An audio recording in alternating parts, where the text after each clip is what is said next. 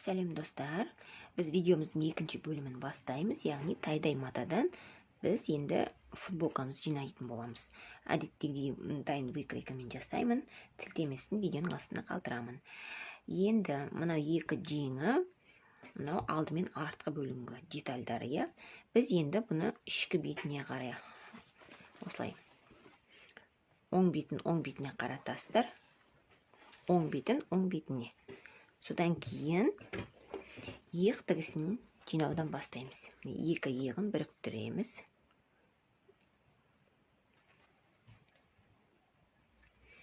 Екі иығын біріктіріп тігіп аламыз.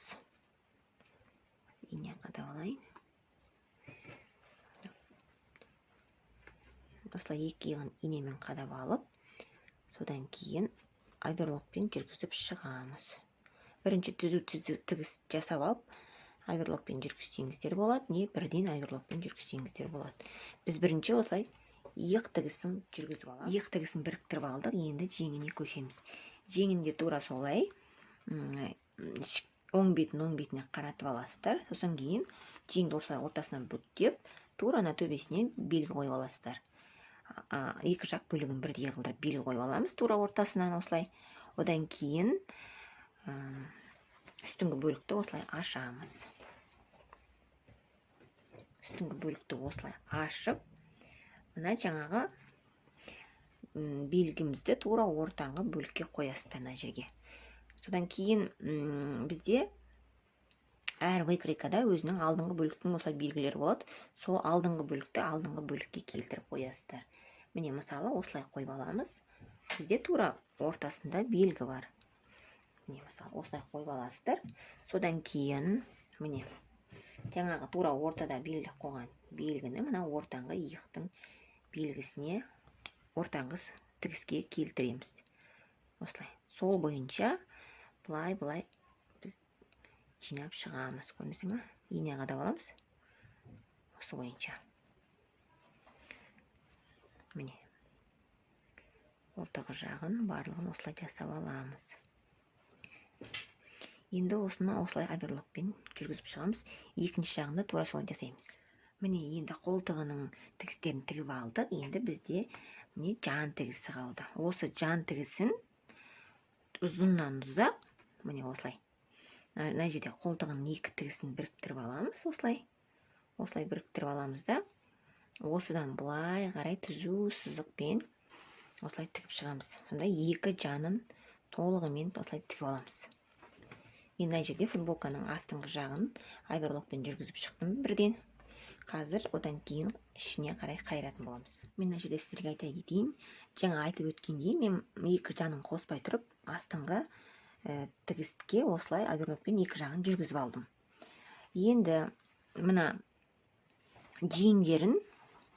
жеңнің астыңғы жағында бірден оверлокпен осылай жүргізіп алдым. Өйткені қазір тіккен кезде ол мысалы осылай тігіп алғаннан кейін ол мындай тар болып тұрады, ол кезде тігу ыңғайсыз болады.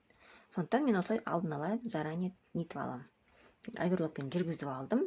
Енді осы жүргізіп алған жеңнің астыңғы жағын мен бірден осылай қайырып, міне осылайынан қайырып, лапканың бойымен, яғни 1 сантиметр тігіп шығам. Міне осылай бірден лапканың бойымен қойсаңыздар, мен өзім солай жасайын. Міне осылайынан қоям да бірден қайырып ішіне тігіп алам. Міне, мен сіздерге екінші жағын көрсетейін. Мен осылай екінші жағын тігіп алдым. Міне. Сол кезде мен қазір былайынан қосқан кезде менде жеңім толығымен уже обработанный, полностью тігілген болып шығады. Көрдіңіздер ме? Етегінде солай жасап жатырмын. Етегі жағында қазір бірден ішіне қайырып тігіп алам. Содан кейін менде екі жан тігісін қосқан кезде менде футболкам уже толығымен дайын болады. Достар, міне біздің футболкамыз дайын болды. Енді әдемілеп үтіктеу ғана қалды. Енді мойын ойындысын қалай әдемілеп әрлейтінімізді көрсетейін. Яғни сіздер мойын ойындысын осылайынан бүктеп аласыздар. Алдымен артқы бөлігін бірге осылай бүктеп аламыз. Не қараңыздар. Осылай бүктеп алып, бізге өйткені қаншалықты бейканы жасауымыз керек, соны өлшеп алуымыз керек. Содан кейін лентамен осылай өлшеп аласыздар. Міне мысалы осылайынан өлшегенде менде 21 болып тұр. Ол дегеніміз бізде мойын ойындысы алды артын қосқанда 42 деген сөз. 21 дегеніміз 2 айналым ғой бізде міне. 42 деген сөз. Сол 42-ні аламыз да 0,85-ке көбейтеміз. Сол шыққан санға біз 1,5 сантиметр тігіске береміз де, сол бойынша, мысалы, ұзындығы жаңағы сіздің есептеп алған саныңыз болады. Мына шыққан мойын ойындысы 0,85-ке көбейтеміз. Сол бізде ұзындық шығады. Енін мен 4,5 сантиметр алдым. Енді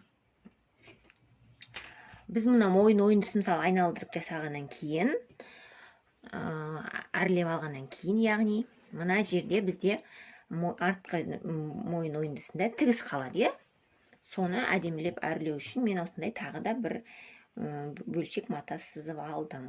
Ол деп отырғанымыз, мына мойын ойындысының артқы бөлігі бар ғой, мына арты, соның ұзындығын аламыз да, мына ені 2,5 сантиметр осылай қиып алдым.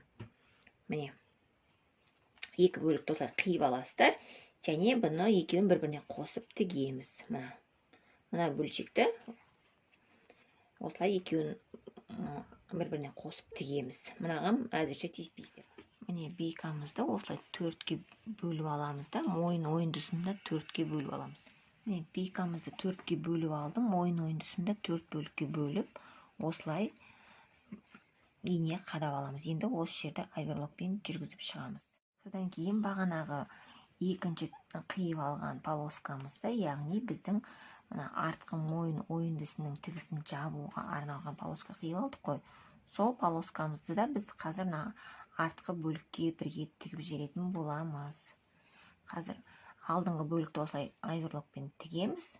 Сосын артқы бөлікке жақындаған кезде, міне мына жерге, артқы бөлікке мынаны осылайынан мына жерді шетін 1 сантиметр қайырып, міне осы жерде бірге тік кетеміз. Артқы бөлікке бірге осылайынан тігіп, осы жерге ең артқы бөлікке ғана осылай тік кететін боламыз.